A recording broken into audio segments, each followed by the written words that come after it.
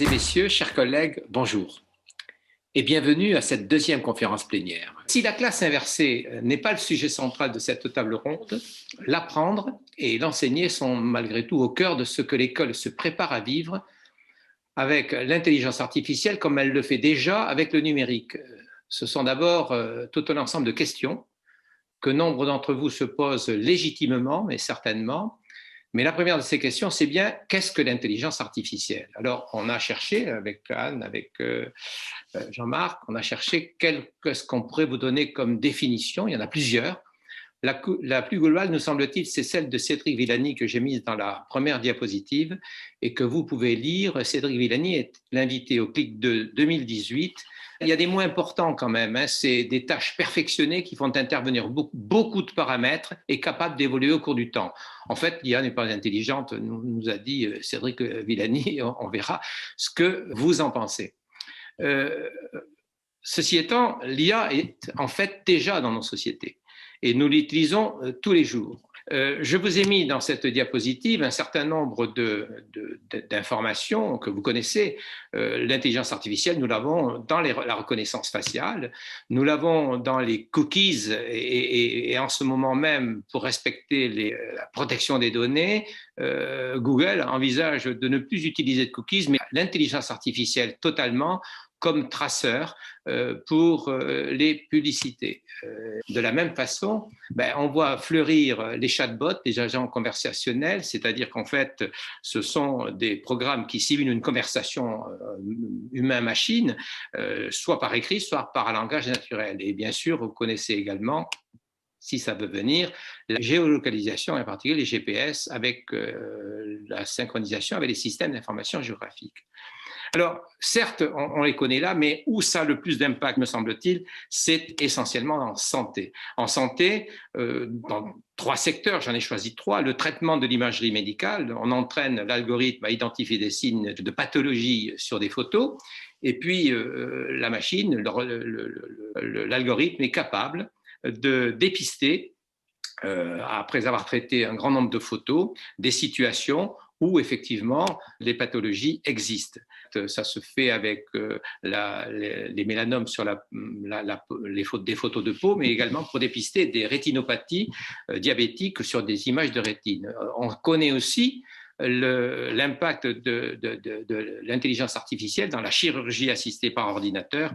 Et bien sûr, on ne s'est pas posé la question de savoir si le médecin, son positionnement est ou non impacté. Il est impacté. Et les seules questions qui sont posées sont celles des enjeux éthiques et de la transformation progressive de ces métiers. Alors, faut-il être surpris que l'IA omniprésente dans tout ou presque tous les secteurs de la société soit à la porte de l'école et reste à la porte de l'école? Alors, on peut se poser de nombreuses questions comme quels enjeux se posent pour l'entrée de l'école? Est-ce que l'intelligence artificielle est utile à l'école? À quoi cela peut-il servir? Le métier d'enseignant en sera-t-il transformé? L'enseignant restera-t-il avec l'intelligence artificielle pilote de sa classe? Sa liberté pédagogique, que deviendra-t-elle? Ces enjeux sont des enjeux d'information, de formation et bien sûr éthique. Pour y répondre, nous avons la chance d'avoir avec nous 2 experts dont les travaux et les responsabilités sont au cœur de ces questions. Alors, je commençais par Madame Anne Boyer. Anne, tu es professeure en informatique à l'Université de Lorraine et chercheur au laboratoire Lauria dans le domaine de l'intelligence artificielle appliquée à l'éducation. Bonjour Anne. Bonjour à tous. Jean-Marc Mériot, je ne sais pas si je dis tu ou vous, mais enfin on peut dire vous, puisque tu es directeur du numérique pour l'éducation au ministère de l'Éducation nationale et de la jeunesse, ainsi qu'au ministère de l'Enseignement supérieur, de la recherche et de l'innovation. Bonjour Jean-Marc. Bonjour à tous. Je tiens en votre nom à vous remercier tous les deux, et plus particulièrement, Anne, tu vas me le permettre, Jean-Marc Mériot pour son soutien depuis plusieurs années à notre association, et plus particulièrement au CLIC que nous organisons. Alors, l'IA peut-elle apporter à l'école? Si oui, quelle plus-value? Cela changera-t-il le métier d'enseignant? Et alors, comment faut-il faire pour accompagner ce changement? Je vous propose pour cette table ronde 3 axes de discussion avec 3 questions. Qu'est-ce que l'IA peut apporter à l'école? Le métier d'enseignant va-t-il être transformé par l'IA? Comment accompagner les enseignants pour leur permettre un usage pertinent et adapté de l'IA dans leur pratique? Et puis, dans une 4e partie, on essaiera de répondre aux questions de la salle et je demande à tous les participants de bien vouloir, s'ils le souhaitent, poser des questions par le chat. Alors, qu'est-ce que l'IA peut apporter à l'école? Et d'abord, est-ce utile? Jean-Marc Mérieux. C'est moi qui commence? Bon. Si tu veux. Anne aurait pu aussi commencer, hein, puisque son expérience dans le domaine est bien supérieure à la mienne, mais je vais essayer de pouvoir aussi apporter quelques éléments de réponse à cette question, qui est une question qui, bien évidemment, fait que nous devons aujourd'hui nous poser un certain nombre de questions sur la place de l'intelligence artificielle au sein de notre école. Et merci en tout cas pour l'organisation de cette table ronde, parce qu'il nous faut en effet échanger et partager sur ces enjeux pour essayer justement d'avoir une approche qui va allier aussi bien de l'ambition à travers ces nouvelles technologies, mais aussi beaucoup de discernement. Donc, c'est vraiment sur cette stratégie-là que le ministère aujourd'hui s'inscrit, c'est-à-dire ambition et discernement, ambition pour ces nouvelles évolutions technologiques absolument majeures, mais aussi un certain discernement pour bien l'adapter au contexte pédagogique. Alors, comme très souvent dans ces enjeux autour du numérique, et en particulier à travers ces révolutions numériques, et je parle de révolution numérique parce que pour moi, il y en a plusieurs, dont une est l'intelligence artificielle, mais il y en a d'autres aussi. On pourrait parler demain aussi des enjeux de l'immersion, en tout cas des outils immersifs. On pourrait parler d'un certain nombre d'autres révolutions actuelles. Et pour moi, l'école ne peut pas se tenir en dehors de son temps. L'école a toujours été dans son temps, elle a toujours été là pour accompagner la société. Et on le voit plus que jamais aujourd'hui, l'école doit accompagner les évolutions de la société et les évolutions technologiques telles que nous les connaissons. Nous devons être aussi en mesure de pouvoir les intégrer, les comprendre et ainsi aussi accompagner la société dans sa globalité. Donc, ces enjeux-là aujourd'hui qu'il nous faut construire à travers l'école et à travers la place de l'intelligence artificielle dans notre école. L'intelligence artificielle, elle va pouvoir permettre beaucoup de choses parce qu'elle va nous permettre de pouvoir travailler beaucoup plus facilement sur les enjeux de différenciation pédagogique. La question de la différenciation pédagogique n'est pas une question nouvelle dans le cadre de la classe.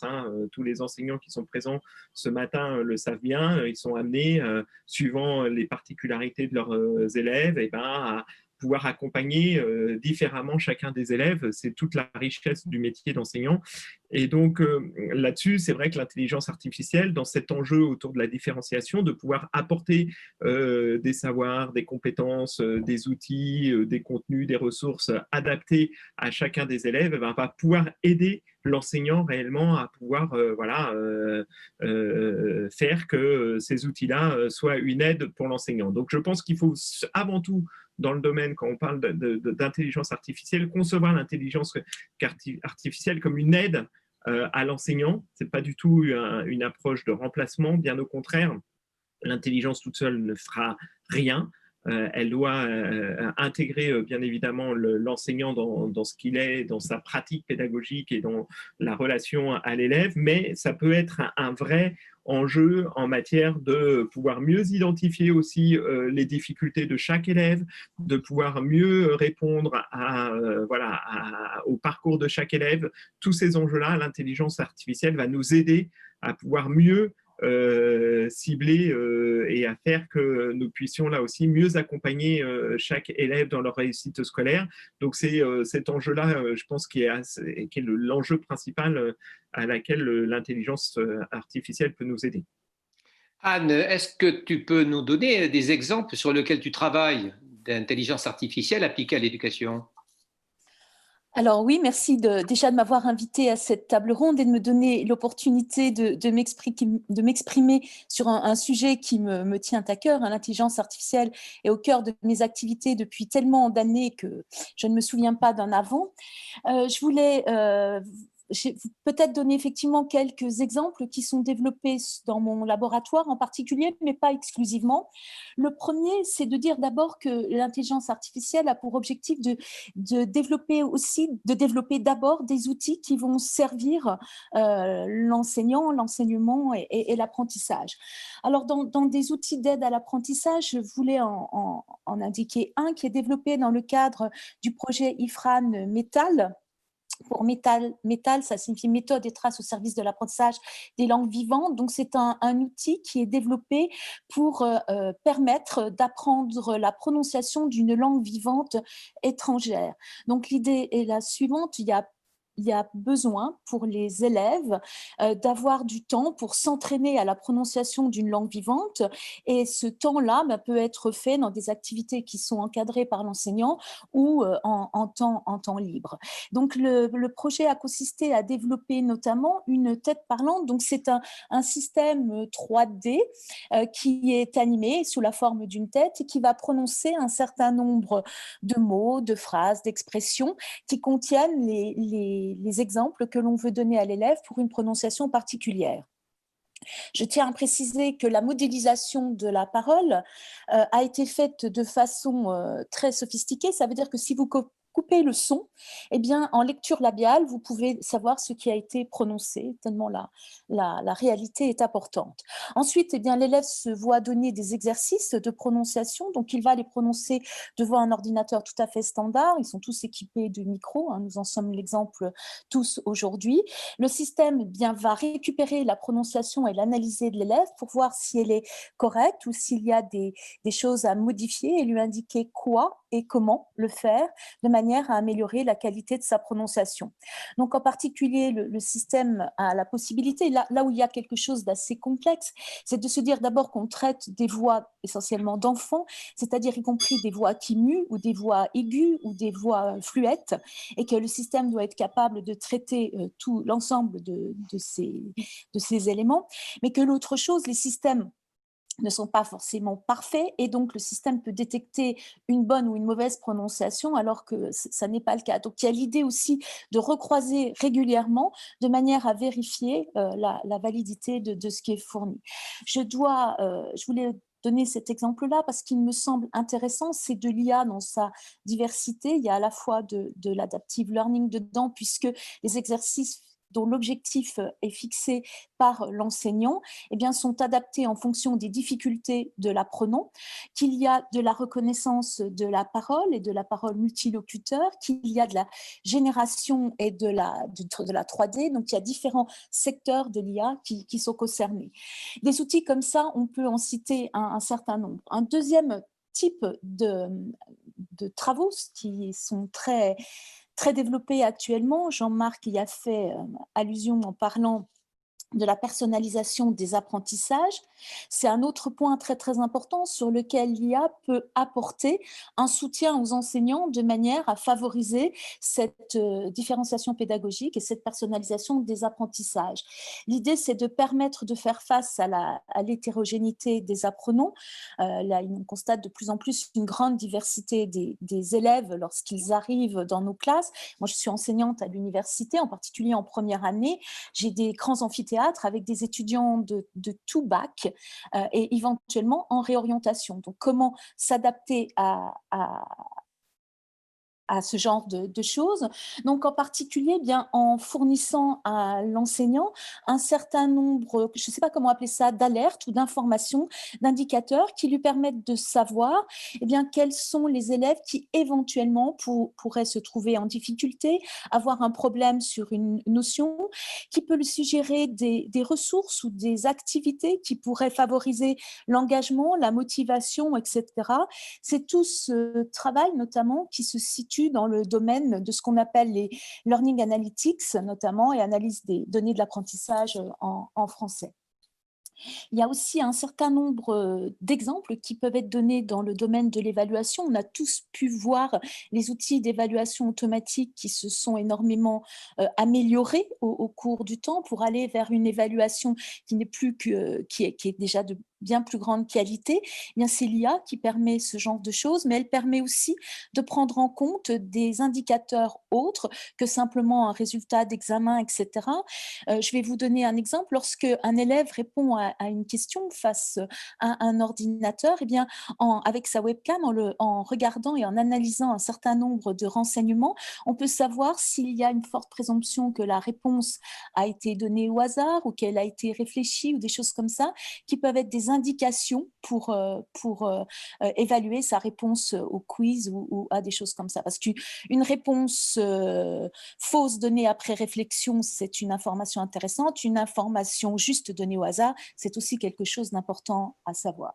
Des exemples comme ça, je pourrais en donner aussi pour l'aide à l'organisation d'une classe, à la constitution de groupes de travail en fonction de critères qui peuvent être donnés pour recréer en distance. On est tous confrontés alors, en tout cas, à l'université, en plus, à partir d'après-demain, à un reconfinement et nos étudiants à distance, on sait que le numérique crée une forme de distance entre l'enseignant et l'apprenant, qui n'est pas ce que l'on observe dans les classes. Eh bien, c'est aussi des outils qui vont permettre de recréer ce lien et de permettre bien à l'enseignant d'avoir des informations et de pouvoir manager, gérer sa classe comme il pouvait le faire en présentiel.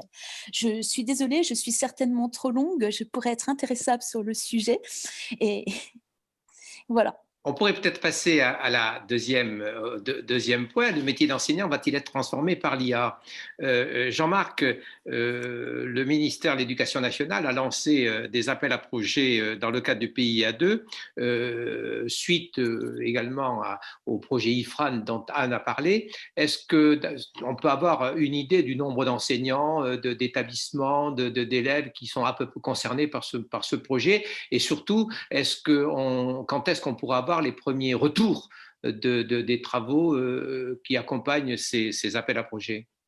Alors, il faut rappeler ce qu'est un partenariat d'innovation avant tout, parce que c'est important, ça s'inscrit aussi dans de nouvelles formes aussi de partenariat entre les industries et le monde de la recherche. Je pense que c'est important de le souligner. Les partenariats d'innovation sont des formes de marché public, en fin de compte, qui ont été lancés par le ministère de l'Éducation nationale dans le cadre du PIA2, hein, donc le plan d'investissement d'avenir qu'on appelle le deuxième. Aujourd'hui, nous allons lancer le quatrième PIA1, donc voilà, pour vous donner un peu un ordre de grandeur. Mais le PIA2, c'est en fin de compte le plan d'investissement d'avenir qui a permis aussi de pouvoir lancer un certain nombre de projets dans le cadre de l'éducation et du numérique. Et donc, ce partenariat d'innovation, c'est plusieurs phases. Une première phase de recherche et développement entre le monde universitaire et les industriels. C'est-à-dire qu'on on va pendant pratiquement une année travailler sur les solutions qu'on a déjà identifiées avec un certain nombre d'entreprises et essayer d'expérimenter au sein de la classe. Donc là, on est en train de travailler sur cette expérimentation. Je ne vous cache pas qu'on devait les commencer au printemps dernier et que le confinement nous a fait prendre un peu de retard pour accompagner chacun des projets. Mais nous rentrons là dans la phase d'expérimentation qui doit réellement faire qu'on puisse étudier au mieux les impacts des solutions qu'on a pu identifier. Ça concerne beaucoup l'enseignement du français et on est plutôt dans ces enjeux-là. Aujourd'hui, c'est vraiment l'apprentissage du français et des maths en CP, CE2. Et donc, on est dans ces approches-là où on est sur le primaire, on a identifié ces solutions et on doit être en mesure de pouvoir, là aussi, faire cette phase d'expérimentation pendant pratiquement un an. Donc, on a identifié un certain nombre de classes pour pouvoir travailler avec les enseignants vraiment en proximité et de se dire, est-ce que les solutions telles qu'on a pu les identifier dans un premier temps sont utiles et vont réellement servir à l'enseignant. Et une fois qu'on aura fait cette première phase, on sélectionnera à nouveau quelques projets. Soit on se dira tous les projets sont absolument géniaux et répondent aux objectifs et les enseignants nous disent qu'ils en ont besoin. Et dans ce cas-là, on passera dans une seconde phase qui nous permettra de pouvoir industrialiser, on va dire, la solution et faire qu'on puisse la déployer plus massivement. Et là aussi, on aura à nouveau une phase de test pour bien mesurer l'impact de ces solutions sur un nombre plus important. Et la troisième phase sera qu'on pourra généraliser ou pas les solutions en fonction de l'ensemble de ces retours d'expérience. Donc, c'est vraiment une phase itérative parce que je pense que la question de l'intelligence artificielle doit être vraiment dans une approche de co-construction avec l'ensemble de la communauté éducative. C'est pour ça qu'on a été amené à accompagner, en tout cas à utiliser ce type de processus pour nous permettre de faire que ces solutions s'adaptent. Voilà, donc on va prendre un peu de temps avant que ça soit généralisé. Hein. C'est des projets qui sont de l'ordre de 2 ou 3 ans.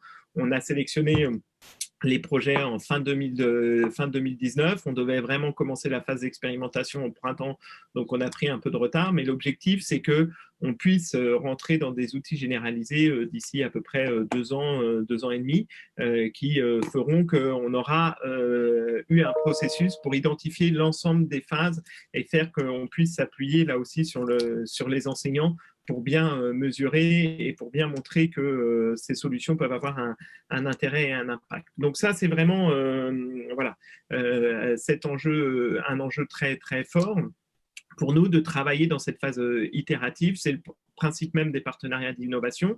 Voilà, donc c'est comme ça que ça s'inscrit aujourd'hui, ces projets-là. On a d'autres projets. Hein, on est en train de lancer, alors, pas totalement sur le même principe que Métal, mais il y aura sûrement à un moment ou à un autre des points de convergence. On est en train de lancer un agent conversationnel sur l'apprentissage des langues pour le premier degré. Voilà, donc c'est des choses qu'on est en train de tester. Alors, aujourd'hui, on intègre quelques petites briques d'intelligence artificielle, mais nous ne sommes pas encore dans une intelligence artificielle totalement déployée. Voilà, donc ça reste voilà, dans une approche algorithmique, mais et surtout de reconnaissance, comme l'expliquait Anne, la difficulté même de la reconnaissance vocale est une problématique en soi très forte. Hein, et l'intelligence artificielle, bien évidemment, peut nous y aider. On a aussi, et je rejoins les questions aussi soulevées par Anne sur le pilotage ou en tout cas ces outils qui vont permettre aussi à l'enseignant de travailler différemment. On est en train de travailler avec France Éducation Internationale sur des aides à la correction automatique parce que ça peut aussi avoir un intérêt de travailler sur ces enjeux-là pour pouvoir permettre d'accompagner aussi différemment l'enseignant. Donc c'est tous ces travaux-là qu'on est en train de mener. Voilà, et tout ça doit aussi s'accompagner de vrais enjeux en matière éthique, en matière parce que c'est des choses que voilà qui sont on doit tout ça doit se faire dans un cadre de confiance très, très renforcé. Hein. C'est la raison pour laquelle il y a un peu plus d'1 an, on a créé le comité d'éthique de la donnée d'éducation. Et j'aurai l'occasion peut-être dans le cours de la table ronde aussi de rappeler qu'il y a l'IA, mais il y a aussi tout le travail autour de la donnée et des traces d'apprentissage. C'est un partenariat fort que nous avons avec le lauréat aujourd'hui pour justement permettre que nous puissions mettre à disposition toutes ces traces d'apprentissage, parce que c'est à travers la mise à disposition aussi des données, on va dire aussi une normalisation de ces données, que nous allons pouvoir faire que nous puissions démocratiser, hein, c'est peut-être un mot un peu fort, mais démocratiser l'intelligence artificielle et faire qu'elle puisse être, en tout cas se déployer pour l'ensemble des acteurs et ainsi. Mais tout ça dans un cadre bien évidemment éthique, de respect de l'ensemble des libertés individuelles, de tout ce qui est en lien aussi avec bien évidemment les enjeux de respect des élèves en particulier parce que ce sont des données de mineurs aussi et que ce sont, même si les données d'éducation ne sont pas considérées comme des données sensibles au sens données de santé, elles gardent quand même un caractère très spécifique et c'est là-dessus que toute la politique du ministère aussi s'appuie, c'est-à-dire à faire que nous puissions utiliser ces données avec discernement. Voilà, je ne sais pas si tu veux que j'intervienne tout de suite sur la question de formation aussi aux enseignants, mais ça pourrait, si tu veux, puis on reviendra. Je reposerai la question à Anne tout à l'heure sur son analyse. Est-ce que le métier d'enseignant va changer? Va-t-il être transformé par l'IA? Ou alors on lui demande peut-être, et puis après on repart sur la formation?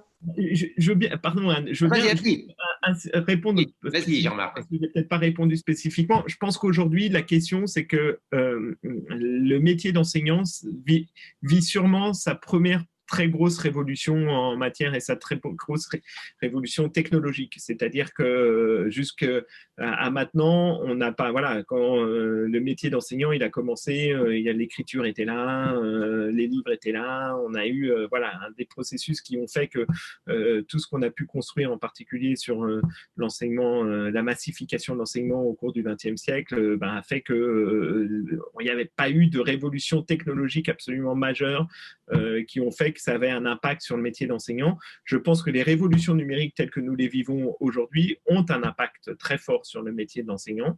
Voilà, donc c'est pas un métier qui va être, en tout cas, qui va être remplacé. C'est un métier qui va évoluer en fonction de ces évolutions technologiques, qui va être amené à être transformé, ou en tout cas, voilà. Et c'est bien dans cette logique-là aussi qu'il faut accompagner le métier d'enseignant en gardant absolument les fondamentaux.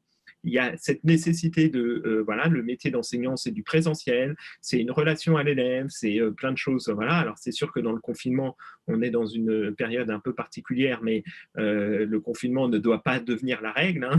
On en est bien d'accord, mais du coup, il faut absolument maintenir toute cette relation de l'enseignant à l'élève, et c'est l'enjeu aujourd'hui, voilà, de bien maintenir quand même tous ces éléments-là dans le cadre de l'enseignement. Et puis c'est les fondamentaux, et les fondamentaux restent ceux que, voilà, qui ont fait que l'enseignement est ce qu'il est aujourd'hui, et les pratiques pédagogiques sont ce qu'elles sont aujourd'hui. Et puis il va falloir apporter à travers les outils, et en particulier l'IA, de nouveaux types d'outils. Il faut qu'on accompagne massivement les enseignants dans ce sens-là.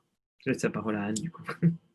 Merci. Du coup, je vais l'apprendre. Je vais reprendre des éléments que Jean-Marc a introduits là tout de suite dans sa réponse et qui me semblent particulièrement importants. Le premier, c'est d'insister sur l'importance de la co-conception avec le monde éducatif, le monde de l'éducation, des outils d'IA qui peuvent être développés. Dans le cadre du projet Métal, pour prendre cet exemple, mais c'est beaucoup plus général que ça. Ça a été illustré sur le P2IA dont vient de parler Jean-Marc, en particulier les outils qui ont été conçus ou qui sont en cours de validation l'ont été avec les enseignants, et pour certains qui concernaient les élèves, avec les élèves directement dans des groupes de conception qui étaient animés au cours du temps avec une démarche très itérative. Je pense que cet aspect-là, il est fondamental, parce que ce n'est pas les chercheurs qui peuvent imaginer enfermés dans leur laboratoire quels sont les outils les plus pertinents pour les enseignants, mais ce sont les enseignants eux-mêmes qui doivent nous aider, nous partager avec nous ce que sont leurs attentes, ce que sont leurs besoins, ce qui serait pertinent à leurs yeux d'avoir, et pour nous de regarder ce qu'il est possible de faire comme réponse et d'y travailler quand ça pose des questions de recherche. Le deuxième point qui me paraît également très important, c'est la question éthique. Je l'ai vu aussi passer dans les traces sur le chat là, qui sont affichées. Je pense que c'est un point fondamental. On ne peut pas passer à côté de cette discussion éthique et de ces préconisations éthiques qui doivent être faites. Et ça n'est pas non plus, là encore, le rôle du chercheur de savoir de ce qu'il peut faire ou ce qu'il ne peut pas faire. C'est globalement au monde de l'éducation et peut-être à la société de se prononcer sur ces enjeux-là, ce qu'on est prêt à accepter, ce qu'on n'est pas prêt à accepter, et quelles sont les valeurs que l'on veut défendre et qui doivent être préservées, étiquetées. J'ai vu parler d'une charte. Alors, je voulais préciser d'un label que dans le cadre du projet Métal, il y a eu un volet juridique très, très important qui a été mené et qui est encore mené, qui concerne bien entendu les aspects RGPD, etc., mais aussi un volet éthique qui a été très travaillé, en particulier pour l'élaboration d'une proposition de charte sur l'usage des traces, des outils, etc. Et que c'est une question de fond à avoir en tête. Donc, oui, vas-y, je t'en prie. Non, vas-y, Anne, vas-y. Non, donc la question était, le métier d'enseignant va-t-il être transformé par l'IA ? C'est certainement, comme le métier d'enseignant est transformé par tout ce qui se passe globalement dans la société, puisque l'enseignant ni l'élève ni l'enseignant ne sont totalement isolés du monde extérieur, donc ils ne peuvent être qu'impactés. La question est de savoir comment, et comment ça va être accompagné et comment ça va être mené. Et ça, je pense que c'est un point absolument fondamental. Alors justement, la question, c'est comment accompagner les enseignants pour leur permettre un usage pertinent et adapté de l'intelligence artificielle dans leur pratique. C'est la dernière question. Oui, alors quand, que je l'ai entendu dire en introduction, mais pour moi, il me semble effectivement qu'il y a un certain nombre, de points qui sont très importants à avoir quand on parle, de formation et j'ajouterais d'accompagnement des enseignants. En particulier, il y a un enjeu d'information, c'est-à-dire que je pense qu'il faut qu'il y ait une information importante sur ce qu'est l'IA, ce qu'elle permet de faire, ce qu'elle ne permet pas de faire, comment elle le fait, au moins en grande ligne, de manière à savoir si on considère que c'est acceptable ou que ça ne l'est pas. Il y a des enjeux de formation parce qu'éventuellement, il va falloir introduire de nouveaux outils dans nos pratiques. Je m'excuse, je me mets dans l'eau, mais je me rappelle que je suis aussi enseignante, dans nos pratiques pédagogiques et d'être accompagné aussi dans ces questions-là, en particulier par du personnel de soutien, par des ressources qui sont mises à disposition, par des outils. J'ai vu passer le terme de label pour identifier les outils offerts. Je cite un élément du chat qui serait respectueux de la loi, etc. Donc, avoir un environnement qui permet, eh bien, en toute confiance, d'aller vers des outils, au contraire, de savoir quelles sont les précautions à prendre. Et puis, il y a les enjeux éthiques et de gouvernance des données, mais ça, je laisserai plutôt Jean-Marc se prononcer sur ces questions-là, sur ces aspects-là. Mais je voulais dire que la recherche travaille, et c'est peut-être quelque chose que vous avez pu voir, sur ce qu'on appelle une IA de confiance. Et ça vient d'être défini tout récemment dans ces différents aspects par l'Europe pour définir ce que l'on appelle une IA de confiance. Et je pense que cet aspect-là, on ne peut pas passer à côté. D'abord, je vais donner des éléments qui me paraissent importants, mais c'est mon point de vue et d'autres peuvent compléter. Il y a en particulier une IA qui est explicable. L'IA doit être capable d'expliquer, de justifier dans un langage compréhensible avec des arguments qui sont pertinents par rapport à celui qui les reçoit, les conseils, les décisions, les actions qu'elle préconise. La deuxième chose, l'IA doit être le plus neutre possible. La neutralité de l'IA, j'ai vu passer tout à l'heure un certain nombre d'éléments sur les biais. Le biais en IA, c'est un souci. Et la deuxième question, c'est-à-dire que même si je vais parler entre guillemets, on modélise et on reproduit une situation distante, cette situation n'était peut-être pas celle que vous souhaiteriez avoir déjà dans la société. Donc, il y a toute une importance aussi autour de ces enjeux-là. Et puis, je crois beaucoup à ce que j'appelle une IA bienveillante, c'est-à-dire que c'est, en particulier en éducation, c'est une IA qui est ouverte, qui est inclusive et qui est favorable et aidante, et pas quelque chose qui vient comme un frein supplémentaire, ou de ce type-là. Donc, je pense que tout ce cadre, et l'IA de confiance, ça va encore au-delà, de l'IA de confiance est un élément très important. Jean-Marc, les enjeux éthiques et de gouvernance des données. Alors, je pense que je rejoins totalement Anne, bien évidemment, sur ces enjeux-là. Et c'est vrai que nous, on dit qu'il faut absolument que l'humain soit au cœur de l'IA pour l'éducation. C'est-à-dire que c'est cette dimension-là. L'IA doit aider l'enseignant, mais l'IA ne doit pas conduire à des décisions individuelles automatiques sans intervention humaine. C'est des enjeux qui sont forts pour nous parce qu'à un moment donné, il faut toujours qu'il y ait quand même une appréciation humaine derrière. Il faut que on puisse aussi faire que l'IA dans l'éducation ne soit utilisée qu'à des fins pédagogiques ou éducatives, parce qu'on sait très bien que voilà, les frontières sont poreuses avec d'autres environnements plus grand public, donc il nous faut absolument respecter tous ces enjeux-là.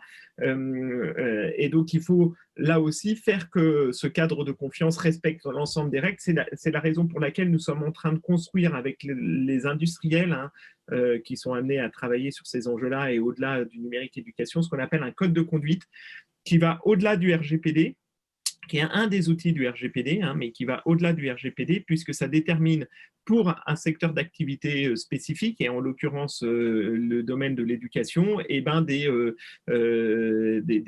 des conditions particulières d'utilisation des données, d'utilisation du numérique dans l'école. Et donc là-dessus, c'est aussi une dimension très importante, avec les mêmes dimensions coercitives que le RGPD.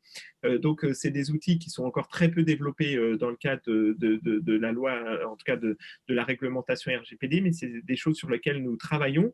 Et donc, d'une certaine façon, il y aura aura les entreprises qui respecteront ce code de conduite et qui auront donc, avec le respect de ce code de conduite, une labellisation. Donc, c'est une dimension très importante à intégrer, c'est-à-dire qu'on n'aura pas seulement « je respecte le RGPD », on aura « je respecte le code de conduite ». Et si je respecte ce code de conduite-là, on aura aussi des éléments qui permettront de renforcer, en fin de compte, cet enjeu autour de l'IA aussi bienveillante, de l'IA qui respecte l'ensemble des données et des libertés individuelles. Ça, c'est une dimension très, très importante pour nous.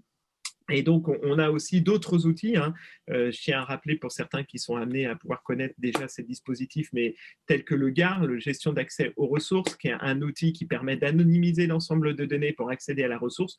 Nous allons faire évoluer le GAR sur l'ensemble des questions en lien avec les traces d'apprentissage, c'est-à-dire comment on peut être amené aussi à faire qu'à un moment donné, on offre ce cadre de confiance, on offre des outils qui permettent de renforcer ce cadre de confiance. Je pense que c'est l'ADN de notre République, de notre démocratie, ce respect des libertés individuelles. Nous devons développer une IA qui respecte ces enjeux-là, puisque ça sera un enjeu très différenciant, entre autres, par rapport à un certain nombre de pays qui n'ont pas la même conception des libertés individuelles que nous. Et je pense que c'est une dimension importante à intégrer. Avec Claude, je peux rappeler l'expérience que nous avons vécue en allant en Chine ensemble dans le cadre du Congrès international sur l'intelligence artificielle et l'éducation. On a pu observer que tout le monde n'avait pas spécialement la même approche de l'utilisation des données et le respect des libertés individuelles. Donc là-dessus, je pense que c'est des dimensions très fortes qu'il faut être en mesure de porter. C'est ça que aussi le ministère, dans sa vision régalienne, doit être en mesure de pouvoir apporter à l'environnement éducatif, à l'ensemble de la communauté éducative. C'est comme ça que nous construisons. C'est tout le principe aussi de renforcer les enjeux de souveraineté pédagogique. Et dans ce cadre-là, le travail que nous menons aujourd'hui sur la création de ce qu'on appelle un LRS, un Learning Recording System, avec le lauréat, avec tous ces enjeux-là, pour pouvoir avoir des espaces bien déterminés, qui correspondent à des données qui sont hébergées. On travaille aussi tous ces enjeux-là au point de vue européen, puisque nous intégrons le projet Gaia X, et donc on va être le ministère, un des seuls ministères européens, en tout cas de l'éducation, à intégrer le projet Gaia X, qui va être le cloud souverain européen, pour faire qu'on puisse développer des cas d'usage sur le numérique et sur l'utilisation de la donnée. On a une volonté de pouvoir porter vraiment cette vision d'une IA et d'une utilisation de la donnée vraiment raisonnée.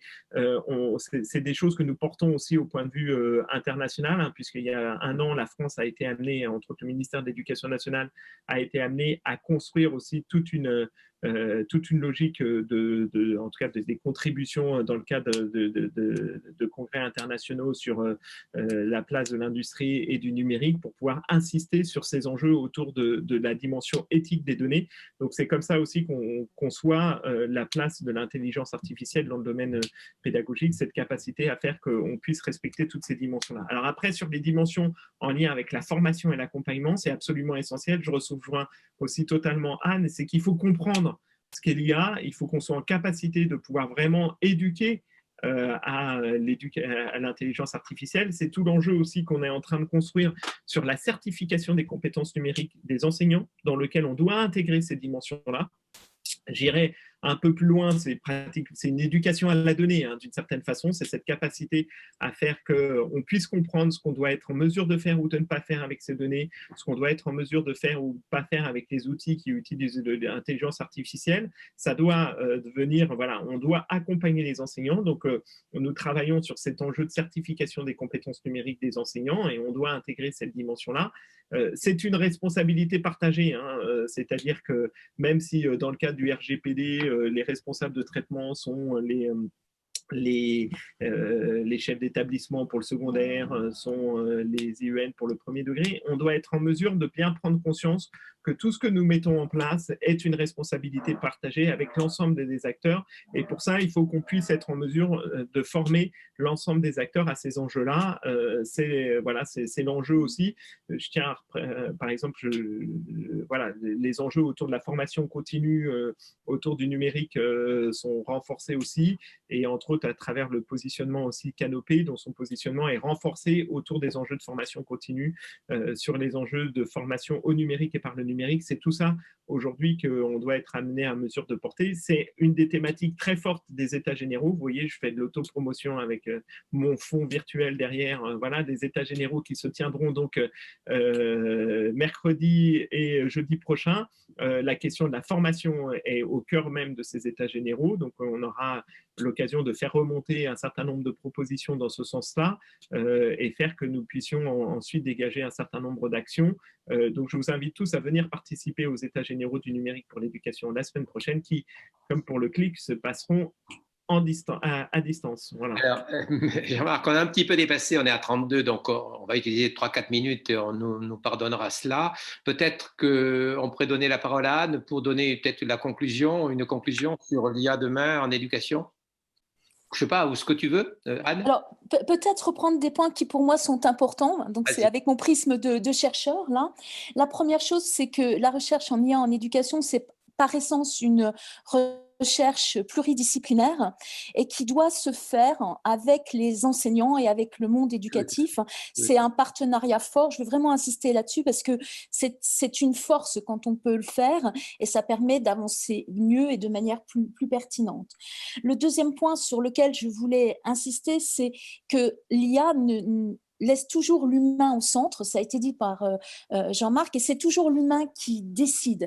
Et pour pouvoir décider, eh bien, il faut qu'il soit informé, qu'il soit formé, qu'il soit accompagné, et ça, je pense que c'est très important. Le troisième aspect, c'est qu'on ne pourra pas passer à côté d'une réflexion éthique importante, et que cette réflexion-là, elle est à mener maintenant. Hein. L'IA, c'est pas demain, l'IA, c'est maintenant, elle est déjà depuis plusieurs années, on en parle beaucoup maintenant, mais c'est déjà là. Puis le quatrième point, c'est un point qui me paraissait important à la lumière de mon expérience, c'est que j'entends ou je vois dans ce qui passe qu'il y avait le rôle de l'enseignant, c'est-à-dire que je pense qu'on est loin d'aller vers un remplacement de l'enseignant dans ses missions fondamentales, mais au contraire qu'on va renforcer l'importance du rôle de l'enseignant. Parce que c'est toujours lui, c'est ce que je disais, c'est l'humain qui est au centre du dispositif, c'est lui qui va décider, qui va organiser, qui va choisir, qui va accompagner, qui va transmettre. Et donc, tous ces aspects-là, au contraire, vont être renforcés à la limite par l'intelligence artificielle si elle est utilisée de manière pertinente.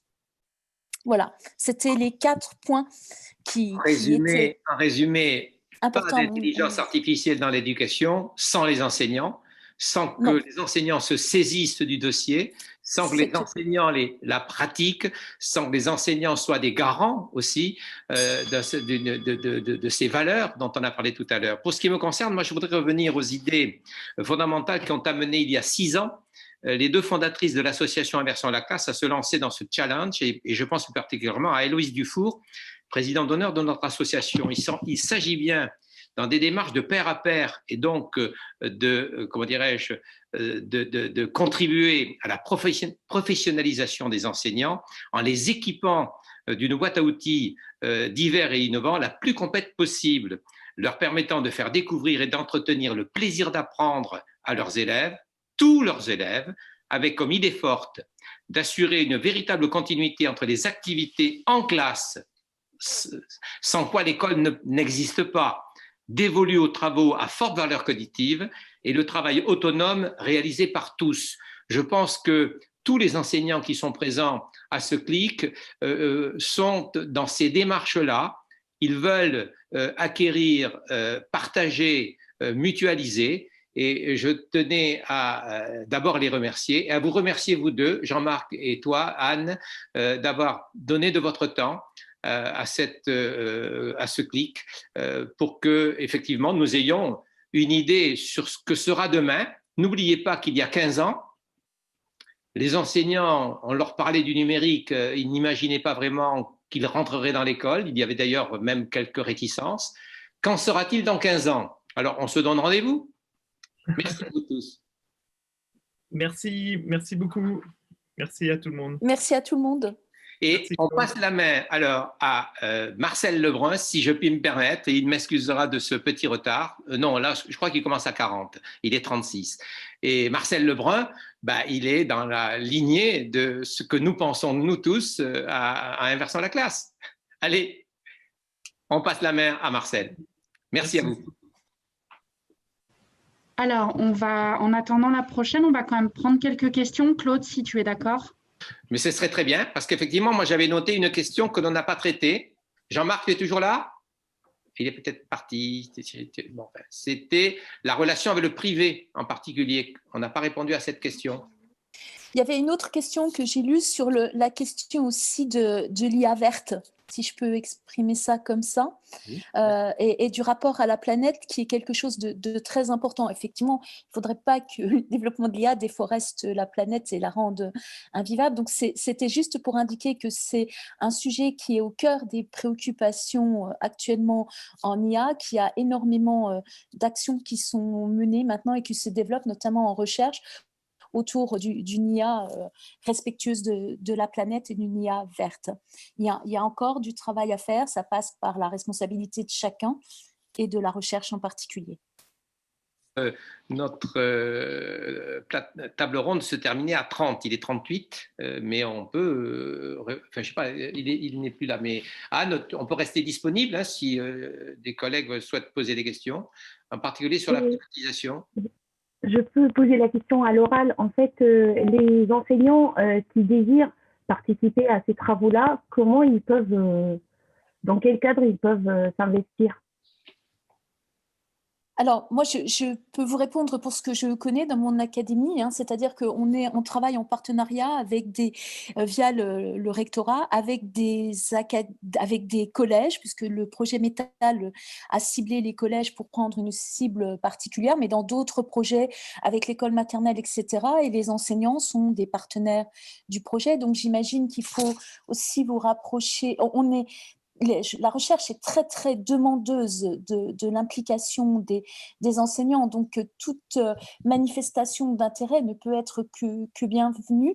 Donc, je peux vous inviter à vous renseigner auprès de votre académie et aussi auprès d'un centre de recherche qui peut trouver moyen de vous inclure. L'association Inversons la classe est en relation avec le réseau Reseda, qui est présent, érotique. Donc, ce que je peux vous conseiller aussi, Kaoula, c'est de voir les collègues qui participent à ces travaux au CLIC. Il y a des équipes de recherche qui ont fait appel hein, à des enseignants, à des établissements scolaires. Pour ce qui est du PIA2, des AAP et puis des projets IFRAN, ce sont généralement des projets qui regroupent donc des EdTech, des universités, des laboratoires de recherche et des établissements ou des groupes d'établissements. C'était comme ça pour IFRAN. Et là, pour intervenir, c'est peut-être un peu plus difficile puisque les choix se font au niveau de l'ensemble des équipes qui proposent des projets, puisque ce sont des projets qui sont apportés dans le cadre de ces appels à projets. Voilà. Eh ben, merci à toutes et à tous. Merci. Merci Claude. On va donc maintenant passer à la seconde plénière portant sur les plans de travail. Et pour cela, on accueille Monsieur Marcel Lebrun, Madame Séverine Firmineau, Madame Émilie Longelin et Madame Astrid Grémillet.